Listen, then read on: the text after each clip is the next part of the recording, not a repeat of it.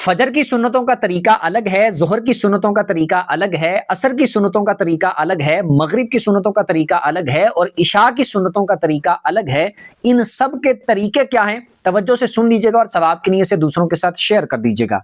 ये बात याद रखें, मुअक्कदा सुन्नतें और गैर मुअक्कदा सुन्नतें होने की वजह से इनके तरीकों में थोड़ा फर्क है। जो फजर की पहले वाली 2 सुन्नतें हैं मुअक्कदा है, ज़ोहर से पहले वाली 4 सुन्नतें मुअक्कदा हैं, 4 फर्जों के बाद वाली 2 सुन्नतें मुअक्कदा हैं, मगरिब के 3 फर्जों के बाद वाली 2 सुन्नतें मुअक्कदा हैं, इशा के 4 फर्जों के बाद वाली 2 सुन्नतें मुअक्कदा हैं। जो असर से पहले वाली 4 सुन्नतें हैं ये गैर मुअक्कदा हैं और इशा से पहले वाली 4 सुन्नतें ये भी गैर मुअक्कदा हैं।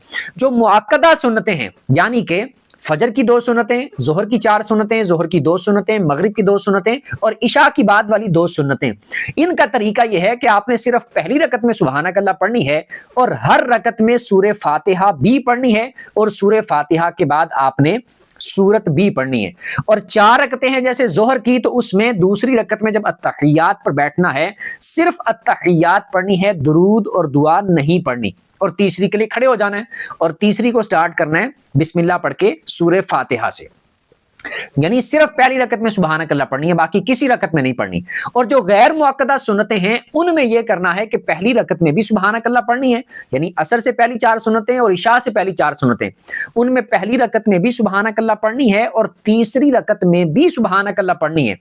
और दूसरी रकत में जब अत्तहियात पर बैठना है तो अत्तहियात पढ़ने के बाद दुरूद भी पढ़ लें और दुआ भी पढ़ लें।